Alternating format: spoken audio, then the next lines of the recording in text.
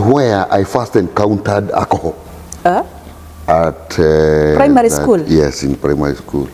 Your dad was taking alcohol? No, he was not. He was occasionally he would, but just, you know, year-end parties and that kind of thing. Yes. But he was not an alcoholic per se. Okay. And I didn't taste it actually at home. Yes. I tasted it in a shopping center, where those days one school would visit another school for mock exams. Yes, KCPE then, or CPE then. Yes. KCPE came later. Yes.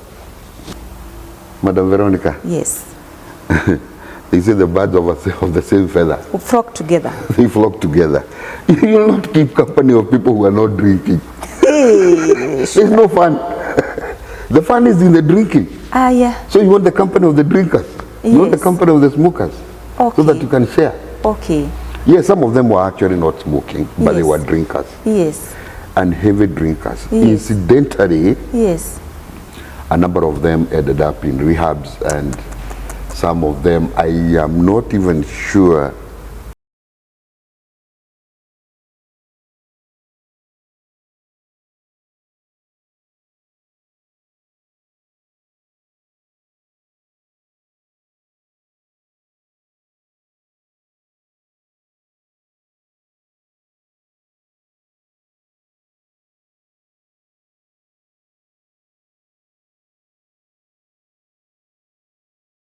Hello and welcome to today's episode of My Testimony. My name is Vera N. And in this channel, we normally host people who have gone through it, those that they have overcome it, and those that have already and willing to share their testimony and to give God His glory. And today's episode, we have a guest who have gone through it. And he's testifying on the goodness of the Lord, on how he overcame the abuse of alcohol and smoking. And without further ado, allow me to welcome him on our set today. Welcome to our set, a channel that is dedicated to motivate, to encourage, and also to inspire and empower people globally. Welcome and introduce yourself. Thank you very much, Madam Veronica. Yes. Good morning, good afternoon, good evening, wherever you are. Yes. My name is CPA John Modoi. Yes. And I would like to talk to people who are struggling with issues and burdens of drugs, alcohol, and smoking. Yes. I really want to start my testimony from my early age. Yes. I was actually born and brought up in Nyeri. Yes. And that is about some 66 years ago, just the other day. You know. Wow. And you're aging gracefully. Yes. I thank God for that. Yes. Yeah. Yes. You know, incidentally, it just looks like just the other day. Imagine. You know, 66 years is quite a blessing. Yeah. And I want to thank the Almighty God for that. Amen. I was brought up in a strict Catholic family. Yeah. And my parents, other than my dad who rested in 2006, yes, we still are Catholics. Oh, to date. To date. You were an altar boy? Yes, I was an altar boy. I started as an altar boy. At the young age of 7, I was an altar boy. So, yes. Yes. Of course, my parents had high hopes that I would end up being a servant of the Lord, a priest, but it didn't work out. What about you? We are willing to be a father, yes, a priest? A priest, yes. All right. Yes. It's not too late. I think God granted me fatherhood in another way because I'm a husband. All right. And with 2 grown-up children. Yes. Who I love very much. Wow.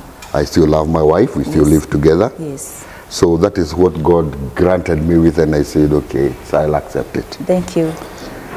So having studied in primary schooling in Nyeri, yes, my father was a secondary school teacher. Yes. And you are born how many in that family? We were 8.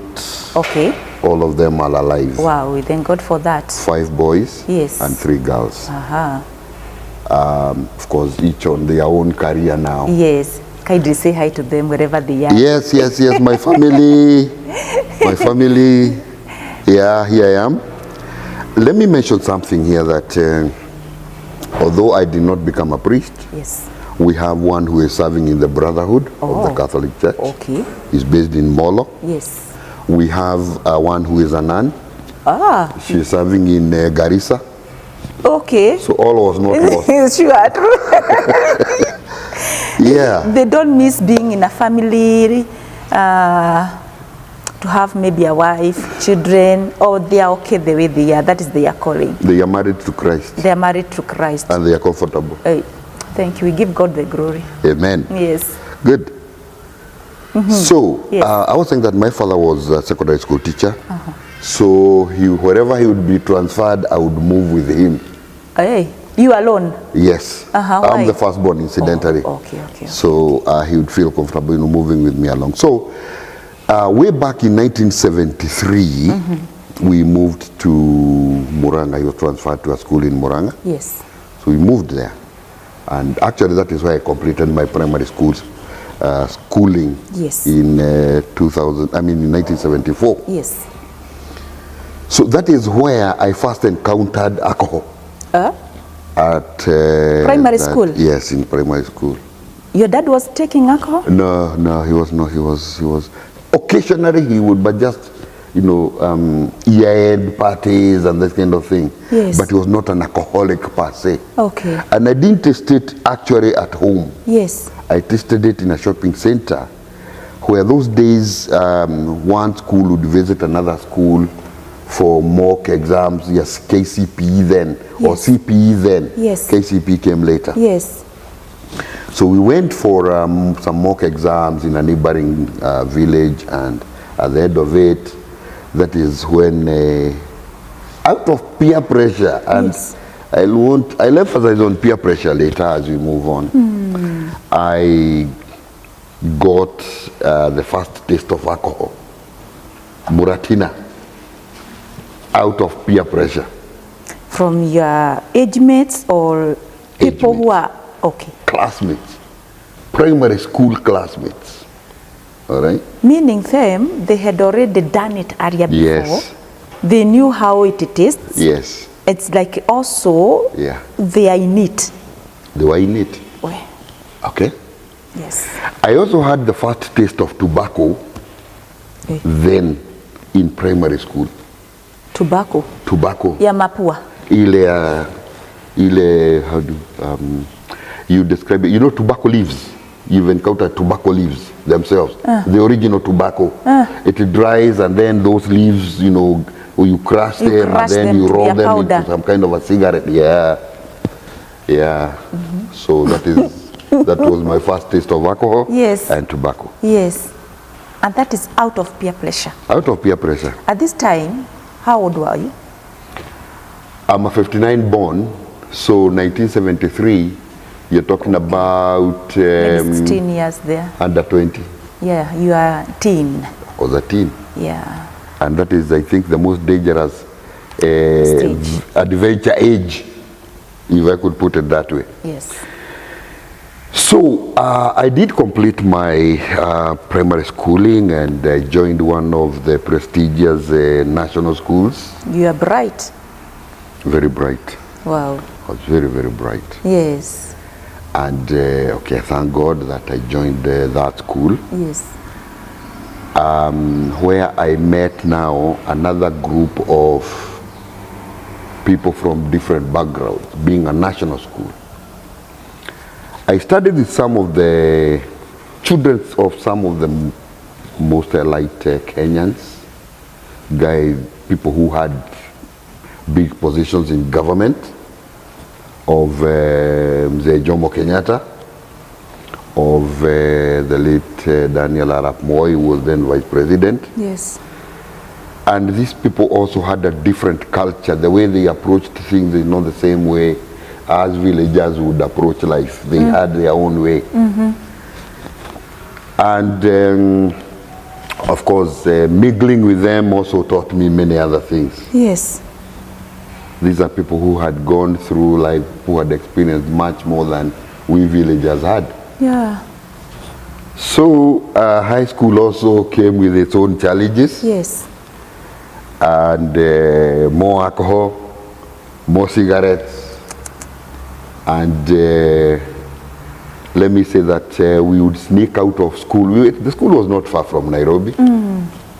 So we would sneak out of school over the weekends, go to a place called Garden Square near KICC. Yeah. Then we would dance to the tune of one of the greatest Congolese bands, which used to be called Mangelepa. And we would have our life, we would have our fun, and then go back to school still at night. We had created a Kapanya route through the fence. Boys will always be boys. But let me ask, the time you started now tasting alcohol and smoking, you used to stay with your dad. Did he notice something? Did he realize now this boy of mine, he has some behaviors that are not right?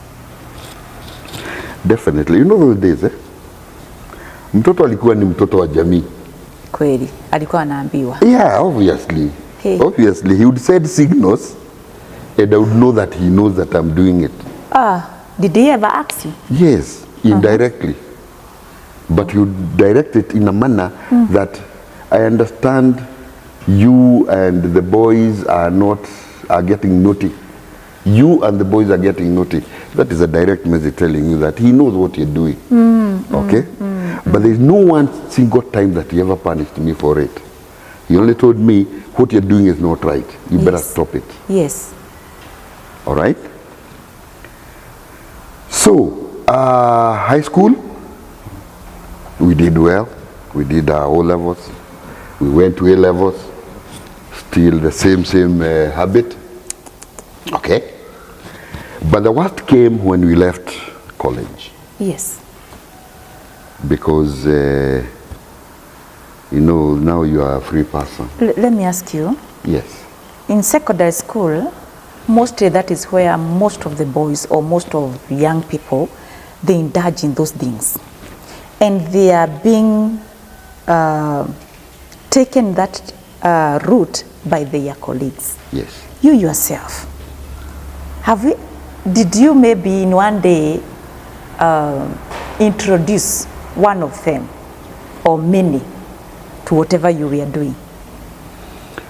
I don't know whether it was naivety or cowardice that I never introduced any of them. Okay. I was only being introduced to the bad habits. Yes. And how it would happen is this. Let me give you a very simple example. Yes. These kids from rich families did not know how to wash their clothes. Oh. Okay? Yes. As guys, You know everything. We knew everything. From drawing water in the village, from looking after cattle, Fetching washing our own clothes, fetching firewood. So, they would ask some of us to help them wash their shirts or their shorts that is now in high school. Yes. And so they would be visited when they are visited by their parents and they are brought goodies and a lot of cash, they would share with us. Okay. Okay? Yes. So, of course, You're happy doing that. happy doing You that. know at the end of the day, there's something coming. Exactly. Okay. Okay? So, back to your question, no, I never introduced anybody to any of these bad habits. And I also want to mention that in that short span of high school life, Yes. I actually did taste marijuana. I did taste. Oh. Fortunately, they say the flight aborted. I never got hooked. Yes. But I had a taste. Yes. And it discouraged me. The feeling itself just discouraged me. And I want to say, God is merciful, because if I got hooked, I think then I would have been having 3 problems to deal with. Sure. But by then, it's adventure. By then it's fun. Yeah, it is fun, but it is You know? triggering something in your body. Much later Yes. is when you realize things are not the way they're supposed to be. Yeah. So, moving on now to after college. After high school now, Yes. it's college life. Yes. Then the universities used to give students money. Used to call it boom. It's boom time. Maintenance. Foods were free. You go to the canteen, eat, etc. Then there was, of course, the canteen that used to sell alcohol. And we would drown ourselves with the boom. Yeah, you are in a tertiary level, so they cannot touch you. They cannot even ask anything. Exactly. Yes.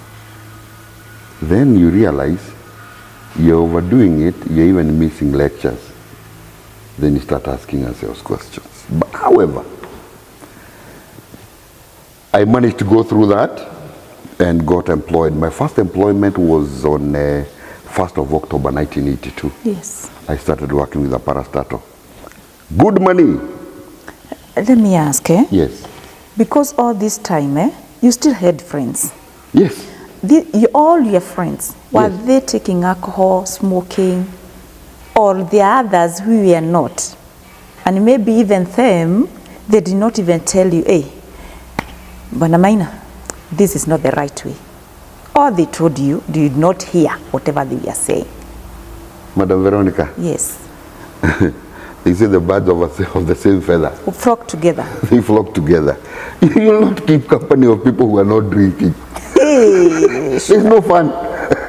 The fun is in the drinking. yeah. So you want the company of the drinkers. You want the Yes. company of the smokers. Okay. So that you can share. Okay. Yes, some of them were actually not smoking, but they Yes. were drinkers. Yes. And heavy drinkers. Yes. Incidentally, Yes. a number of them ended up in rehabs, and some of them, I am not even sure they still live. I'll get there. Okay? Yes. So, that was my company. Yes. Even when I started working, a day like today, a Friday, would be a member's day in terms of you've left work, you've gone for lunch, that is the end of the day until Monday. That is Fridays. That is Friday. They used to know you normally work half day. Half day. You leave Yes. until Monday. Yes. You had a good employer then. Yes, government. Oh, you were in the government. Yeah. All right. Government was good employer. There are no many issues. Yes. Or there were not many issues. Yes. Friday afternoon up to Sunday evening is party time. From Friday to Sunday. Yes. Alcohol, smoking. Alcohol. What? Were you eating Sunday well? evening. Did you have time for food? You know, it gets to a point where food is no longer a priority. Oh, Yes, that is the danger of alcohol. in other words, Yes. whatever you are taking in, Yes, it is occupying somewhere else. yes, definitely. And you are already addicted and you Yes. didn't know. Yes. Okay. Okay. You try and discipline yourself in the course of the week between Monday and Friday. At times you manage, at times you don't manage. All right. Moving forward, 2 years, 3 years of working, I decide now it's time I got a family. Yes. And I got a family at a very young age. Yes. In that condition of alcohol In and that smoking. condition of alcohol. Hey, I'm telling Yes. I wedded on the 27th of December 1986. you. Yes. Okay? Then that I'm lady- under 30. Okay? Yes. But the habit did not stop. Yeah. All right? I continued drinking. Got a new set of friends now. Okay, I changed the employment. I've changed employment severally. So wherever I go, the first thing I look at is who is a drinker. You'll be friends. Yeah. For the Yeah. company. Yes. In some of the employment establishments, there would be canteens that would be selling alcohol. But of course, by then, time for alcohol consumption was very restricted after 5 p.m. So it was between 5 p.m. and 11 p.m. And yes, I tried to do that until at some point I started smuggling alcohol into the office. That was 1997 to 1999. That's when I started realizing that I could be having a problem. Everywhere you are, there is an alcohol. Everywhere. Whether you are Alcohol. at home, Yes. workplace. Yes. By this time, I would Yes. like to ask, because you told us from the beginning, you were a altar boy, meaning you knew there is God, and you knew there is going to church and everything about God. Now, what is now the relationship that you had now with God at that point? I'll be very honest with you and tell you that some of these habits will drive away from you from God. Yeah, because you're 24/7 inevitably. in club. Yeah. Inevitably, because there's no way you're going to spend your night in a bar on a Saturday night and go to church on Sunday. The hangover, you know. Even you're going home maybe at wee hours. Terrible. Now, Terrible. me, I'm curious to ask, Yes.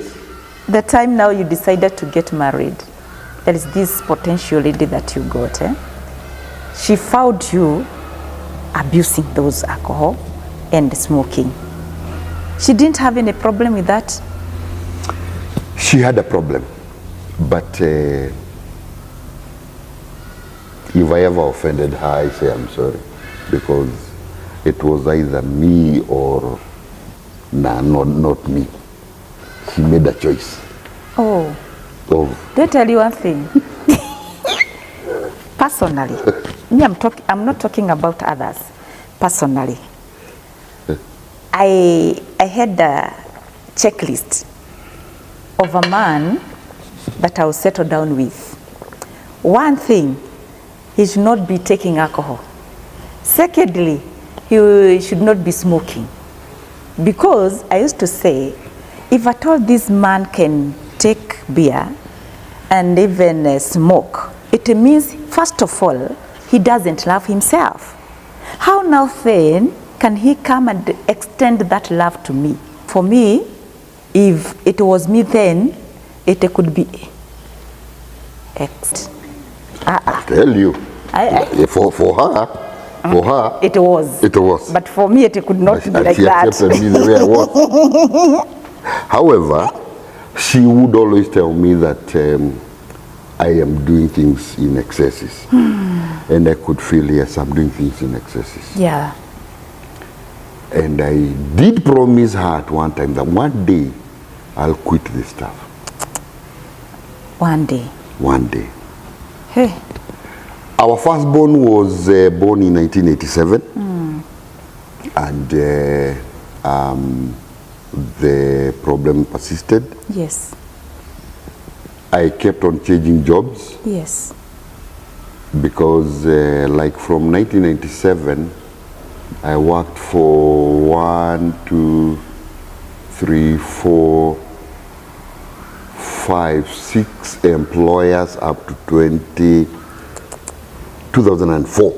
And the reason is alcohol? Alcohol. Alcohol could not sustain a job. But God loved me so much because he always gave me a job. Let me ask, there is one thing being terminated and another thing you willingly resigning. Yeah. You were terminated or you 3. resigned? 3. Yes. 3, I was terminated. Yes. 3, I just resigned. I just got bored. Okay. I've worked for 2 companies in this town. Yes. Fika. Okay? Yes. As a senior accountant. Now, back to the matter of the family. Yes. Our second born was born in 1989. 97. First born 1987. Okay. Second. Second born 1989. Kept on losing jobs, like I've said. 2004, I felt now it's time I went on my own. I started my own business. Yes. But the drinking did not stop. The smoking did not stop. Yes. Now, in the year 2012, that's when I started feeling, no, I think this is too much now. And how did I realize this? You used now to take alcohol daily, in daily basis? Now it's on a daily basis. Daily basis, Monday to Sunday, Monday to Sunday. Sunday to Sunday, on a daily basis, and it is not the normal. It is not the normal brew of Tusker or Pilsner, or it was hard drinks. Makali. There is a drink called Kenya Ken. I got. It's the only drink that I could feel was making me high. And of course, at the same time, I'm doing some 2 packets of cigarettes in one sitting. So those are 40 sticks. In a day? In a day. In fact, in one sitting. Because it got to a point where I would take the 750 ml bottle of liquor and 2 packets of Embassy Light in one sitting. So when I got there... Even your friends? Yes. The company you have? Yes, my friends are taking whatever they are taking. Me, I'm doing hard alcohol. Okay, what about the size of your body? How was it? Was it like this? Or you I was probably the size of this young man. Seriously? Yes. I was probably just 1 GB. Okay? And why not? I'm not feeding well. All the time I'm high on this. I'm smoking. She's smoking. And you know, cigarettes, I wasn't even that alcohol. Yeah. Hey. Na kumaliza kabisa mwili. Yeah. Yes. So when I realized that I'm taking 750 ml of hard drink, and I'm doing 2 packets of cigarettes in one sitting, I started asking myself questions. Nikajiita kamkutano. If I could use that language. Na sasa hii, at what age was that? 2012, 1959, you're talking about 50 something, right? Yes, or approaching 50. 47. 47, yes, approaching 50. I did not stop immediately, but I started questioning my integrity. That was 2012. 3 years down the line. I think it's 43, not 47. 43 there. No, I'm 53. 53. Oh, 53, yeah, 53. 53. Yes. The children are out of high school, they are out of college, they've started working, and I'm still behaving funny. Am I not realizing that I'm getting old? I started asking I was to ask questions. that. Started asking Or maybe you extended because the people say that life starts at 40. So now you are in your fullest. No, I think I realized that I was not taking control of myself. I was being controlled by another power. The power of alcohol. Addiction. That addiction is a strong power. And if you're not careful, that power It'll mess you up. It'll mess you up. So when I started asking myself questions, Yes.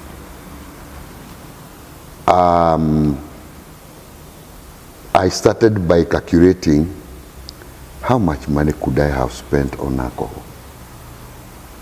That was the first trigger. Because I was realizing I'm driving an old model of a car. Wouldn't I be better off with a newer one? Yes. How much money am I spending on alcohol? Why can't I improve my life? So I started doing my sub. Madam Veronica, alcohol is very expensive.